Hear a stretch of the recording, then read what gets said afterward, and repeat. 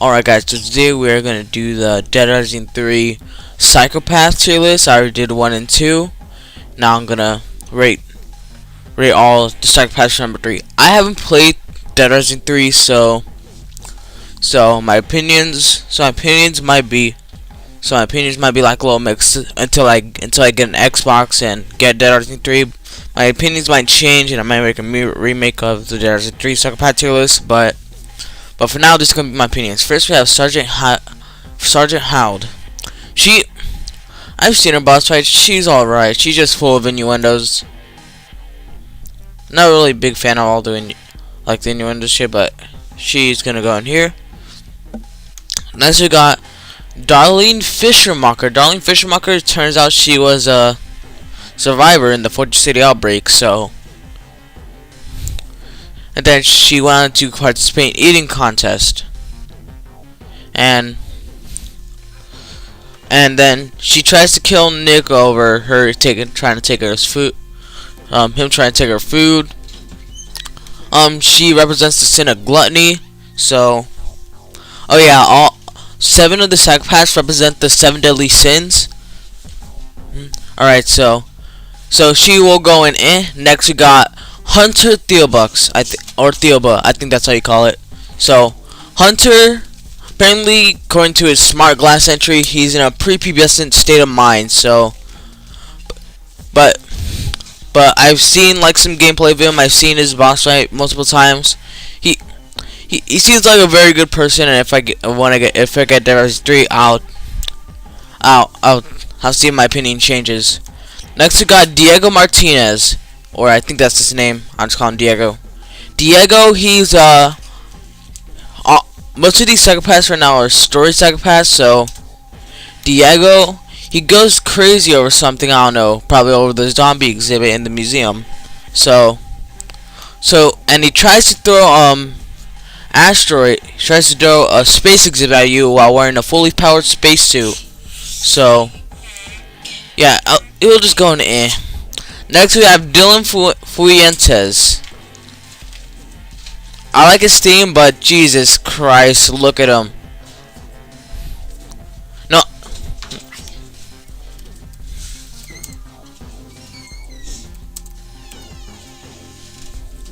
Yeah, right here. Does this look like the face of a man you could trust? No. Wait, wrong thing.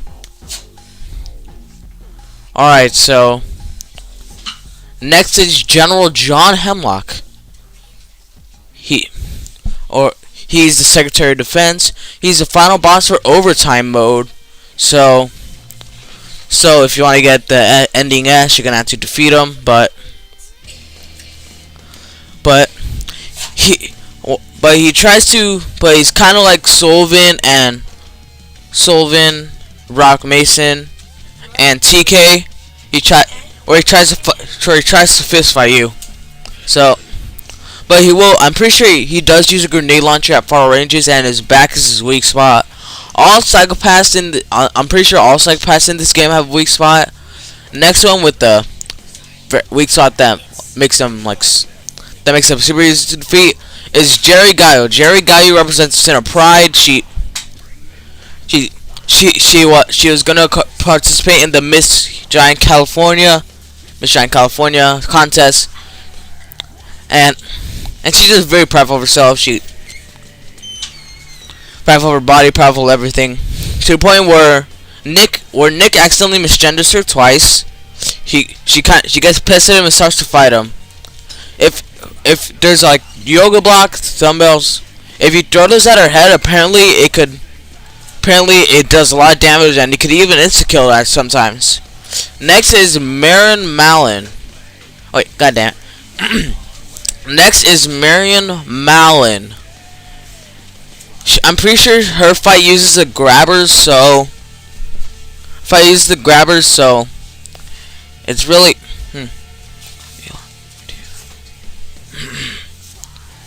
Her fight uses the grabbers, which I've seen are very annoying. And I'm pretty sure I had to use like some random stuff to find on the ground to fight him. So She's going to Next we got Dr. Albert. He represents Sin of Greed. He's very greedy. He tries to take Nick's organs, you know, probably to sell them after the zombie outbreak. Yeah, he drugs Nick into confusing him, another survivor with him, and and his death scene is like kind of brutal, kind of comparable to something like Adam's, where I think he accidentally drugs himself or something to the point where he thinks he's being disemboweled by zombies and ends up killing himself. Next is Red. Red is a story boss, and he tries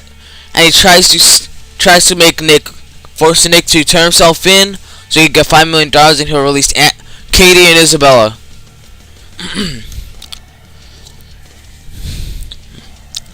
Red, he has a charge attack. If you interrupt it, you could get a few free hits on him.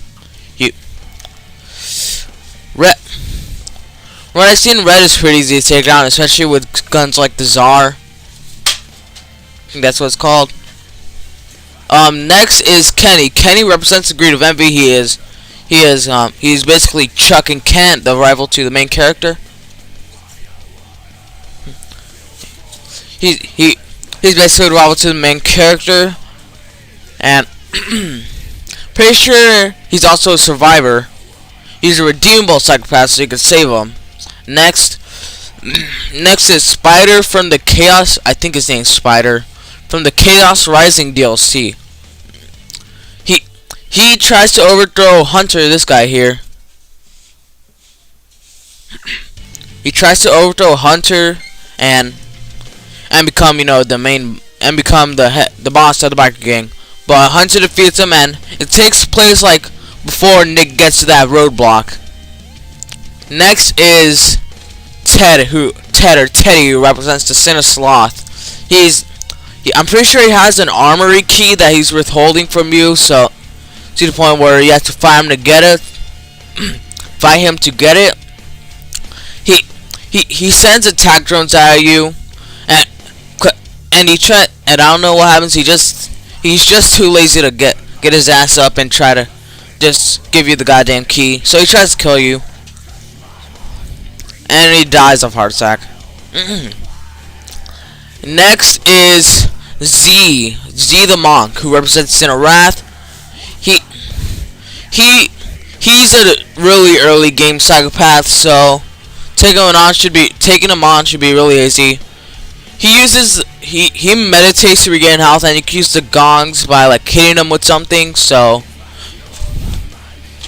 you can use the gong. You can hit the gongs, which could stun him and allow you to get a few free hits in.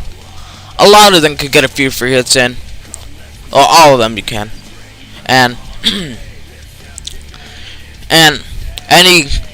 turns out he's so pissed because his kids, pieces of shit, his wife left him, I think, for a guy who sells refrigerators or couches, whatever.